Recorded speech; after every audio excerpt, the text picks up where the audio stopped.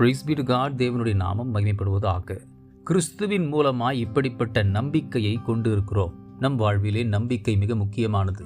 உலக வழக்கிலே கூட நம்பிக்கைதான் வாழ்க்கை என்று கூறுவர். அரசியல் அமைப்பு சட்டத்தில் பிறருடைய நம்பிக்கையை குலைப்பது மிகப்பெரிய குற்றமாக கருதப்படுகிறது.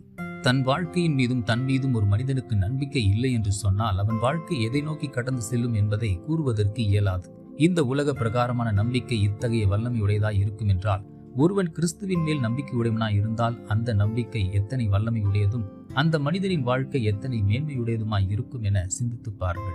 அப்போஸ்தலர்கள் கிறிஸ்துவின் மூலமாய் கொண்டுள்ள அந்த நம்பிக்கையின் நிமித்தமாய் அற்புதங்களையும் அடையாளங்களையும் செய்து பிசாசுகளையும் விரட்டி தேவனுடைய ராஜ்யத்திற்கு ஆத்துமாக்களை அறுவடை செய்தனர். அத்தகைய பிரமிக்கத்தக்க ஆற்றலுடைய கிறிஸ்துவின் மீதான அந்த நம்பிக்கையை நாமும் காத்துக்கொள்வோம். நம் வாழ்விலும் அதிசயத்தக்க ஜெயங்களை அறுவடை கொள்வோம். God bless you abundantly.